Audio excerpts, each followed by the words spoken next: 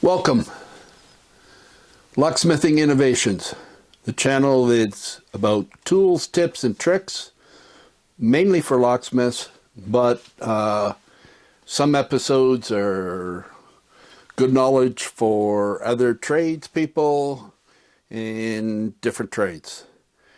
This is Jeff here. I want to thank all the viewers. Two of the videos are over 1,000. One is approaching 1,000. Want to thank everyone that's subscribed so far. This video is going to be video 15, titled The Best Lighting System for Service Vans. That comes from my experience. Others can comment if they don't think it's the best. Now, I've been busy the last while moving from a small storage unit to a larger one for all my toys and crap and that, so I've got room to move around. And then my boss wanted to retire the van that I was been working in for the last 3 years, which was a Chevy Astro van, 2003, which I had it decked out pretty good, and wanted me moving into a 2007 Chevy Express. I had to do work on the shelving units, work on the workbench, work on the security of the van, so that I wasn't getting all my tools stolen. And also, I worked on the van lighting again. And this prompted me to make this video, to share the way I light vehicles, which I've done over the years. Okay, so years ago, I lit vehicles in this manner using 12-volt fluorescent, 12-volt light bulbs that you could buy for 12-volt trouble lights, etc. Obviously now I use nothing but LEDs, have for quite a while now, but I want to show you the method in which I do it, because I think people will find this very useful for any type of service vehicle, as well as if they're operating just out of the back of a minivan and that. Okay, since I don't have a regulated power supply with a 12-volt plug, I don't have no regulated power supply. One of my things to buy one day. I'm going to use my Command Access field voltage tester. And this model was their original model. I got it right away. They now have a newer compact model. Functions the same, does the same, just a little smaller, little changes in some of the switches and that. I seen it online this morning. Okay, before I got this, I used the Lockmasters model, which worked very well as well. The only thing is the Lockmasters takes a bank of AA lithium batteries, 6 or more. I can't remember how many right at the moment, and it became very expensive when the batteries became low and I had to buy new batteries and install them. So, Command Access works off of your power tool batteries. I'm a Makita man for my 18-volt. I have some 12-volt Milwaukee, but you can order this with a Milwaukee cradle. You can order this with a DeWalt cradle. Obviously, I ordered mine with the Makita cradle. So once I plug that in, you see right now it says 10.4. So we're going to jack it up. There we go. Now it's at 12. Okay. So now I have a 12-volt power source. Now I do want to say one thing about the Command Access model. When I bought it, it came with these banana plugs and alligator clips, but the leads I found too short to leave this either on the ground and test an electric strike, or on the top of my ladder and test a mag lock, or test a panic bar, leaving it on the ground. These leads just weren't long enough, and they just weren't useful enough for me. So what I did is I went to my electronics shop, bought some very well insulated, high load rated lead wire, put banana clips on both sides, and now I can plug this into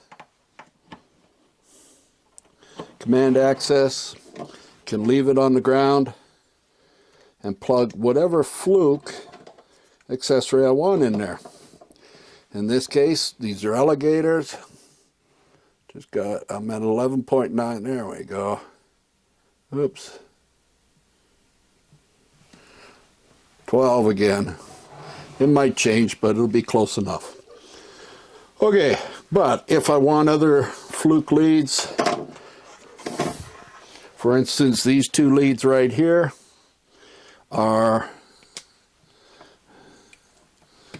they pierce the insulation with little needle probes, put a little hole in it, and they hit the copper conductor inside.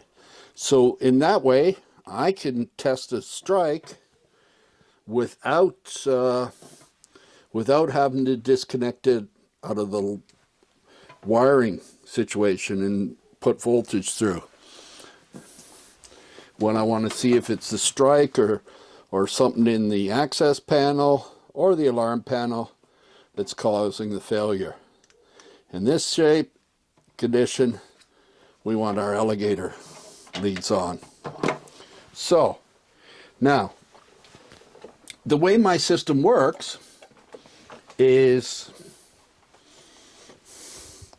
I plug in to one of my louder outlets. I don't use two of them. There's two in this particular van. The other van had three or more. I plug in high grade Y outlet into it, and then I'll plug in here for one side of the van and here for the other side of the van. Okay. Now what do I plug in? I originally started by buying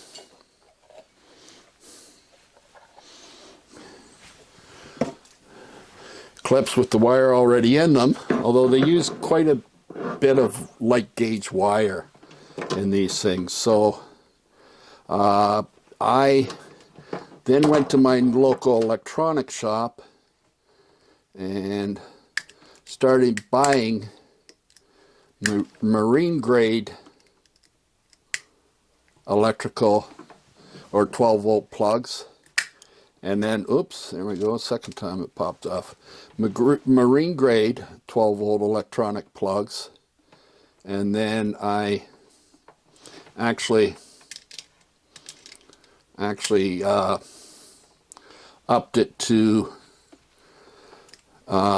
because I live in a city with a big lake, they sell these in the electronic shop. And then I would buy lamp cord, 30-40 feet of it, two conductor lamp cord. Now when I press this blue button, I'm putting power through.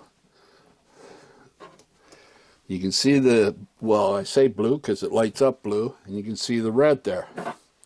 There we go. Normal electrical outlet in North America, that's a 120 volt outlet, plastic box, plastic cover, 4 rare earth magnets. So that's the start of the system. Make a couple of these with 3 or 4 30 or 40 feet of wire so I can place it so it's in no harm, get it into the back of the van. I put magnets on these so I can place them anywhere in the van. Now, how does this work?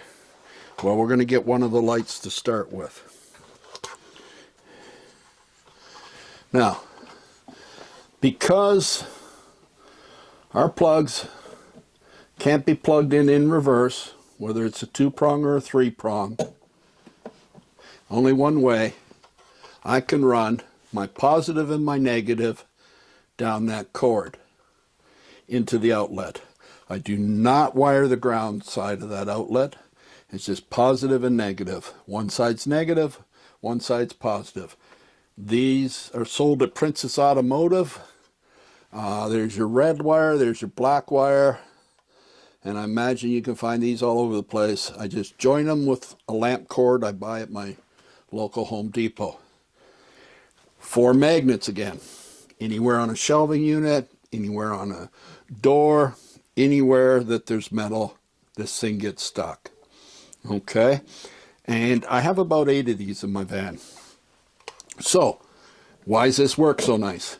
Well, when you're transferring from one van to another, due to a service issue or anything else, you can move your lights in and out. You can also use all your standard electrical fittings.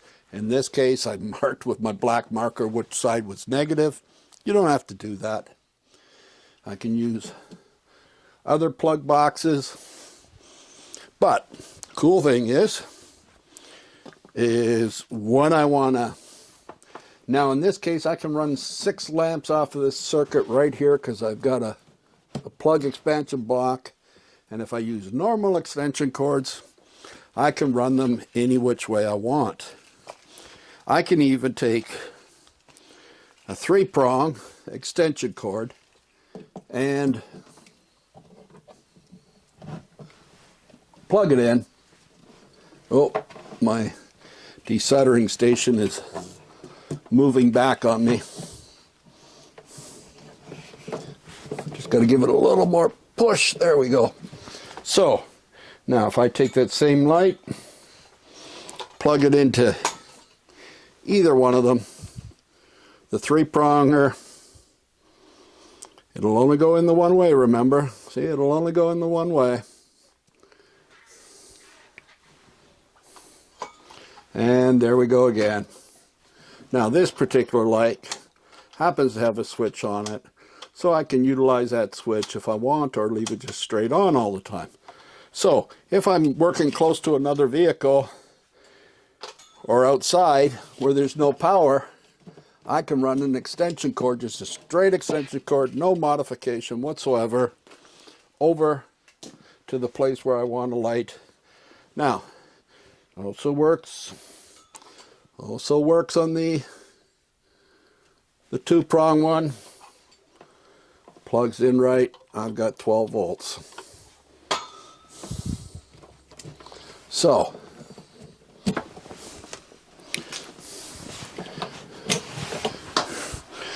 as I say, I have about 8 of those style lights in my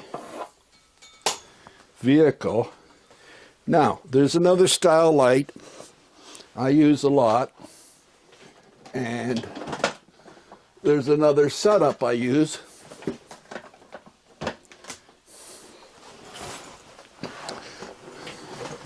So there's another lamp cord.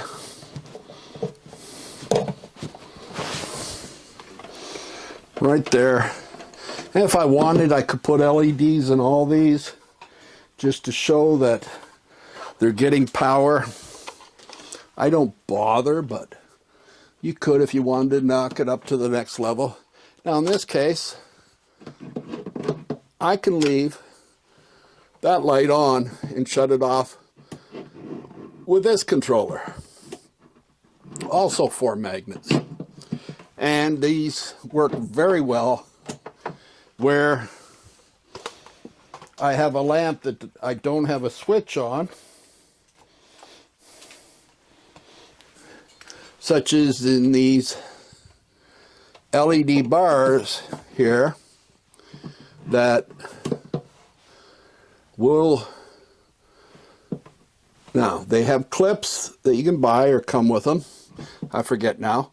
I could pop ribbon those right to a shelf. I could Velcro them. I could double-sided tape them. The nice thing about these are I can join them.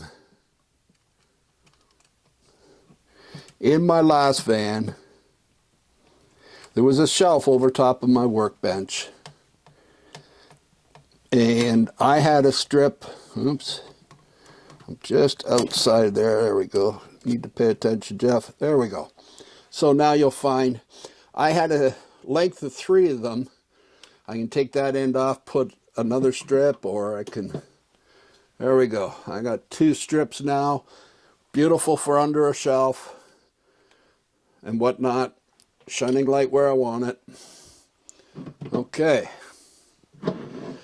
The reason I find this so handy is as long as I run the cords down the side of the van with some Velcro to the existing structure or whatnot, and I magnetic all the lights, I can put a standard, and this allows me to buy any standard electrical thing and use it as part of my wiring, which works perfectly inside a van, no problem.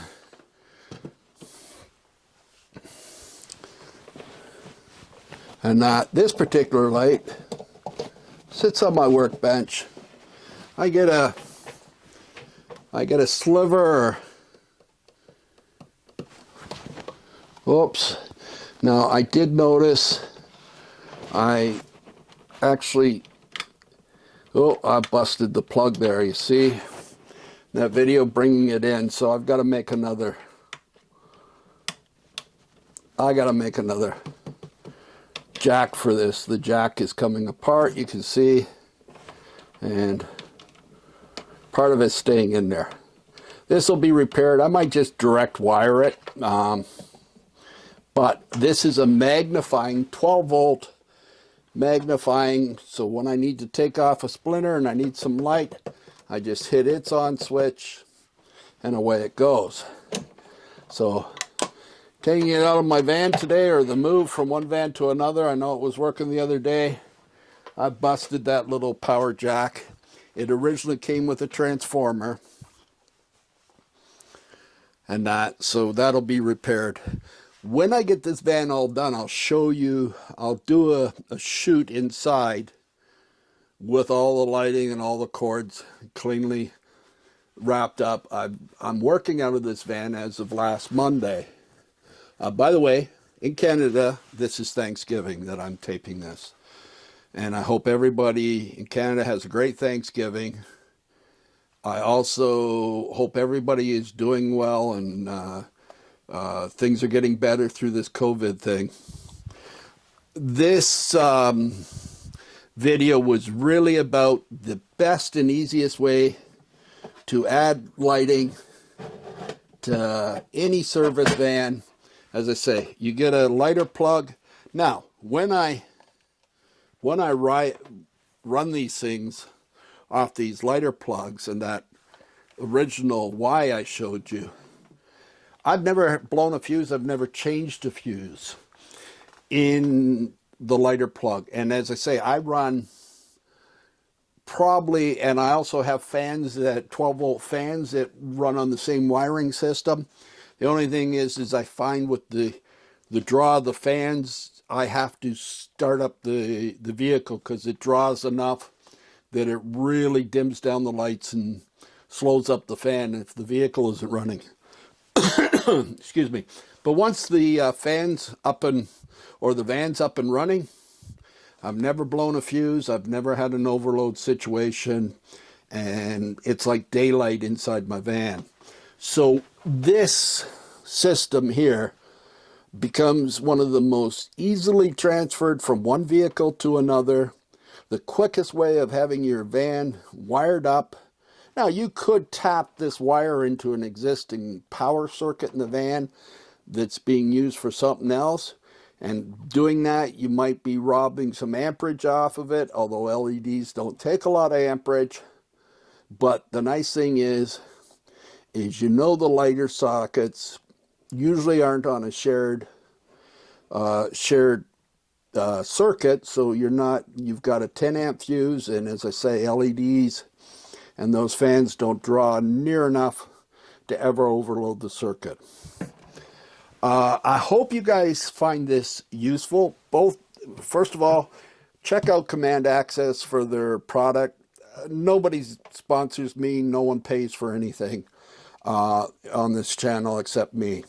But if you're doing any sort of strike or electrified hardware work, definitely check out Command Access, even their new one, or this old one. Great tool. Excellent tool. Can't say enough about it. This manner of wiring up a van, service van, no matter what your profession is quick and easy, dead simple. You're not using the grounding circuit. One side's got negative, one side's got positive. As long as you keep that the same in all the system, all the lights you wire up, all the fans you wire up. The thing is you cannot, in North America, put those plugs in backwards, so you always get your positive on the correct side and you always get the negative on your correct side. And it really don't matter. Now, I normally use, there's a brass and a silver screw, so it helps you identify your hot and your neutral. Okay, on a 120 circuit, you've got a hot, neutral, and ground. On this one, I just got a hot, which is a positive, and I got a neutral, which is a ground and black. And the reason why you feed the two conductor is that way you're not looking for a ground here.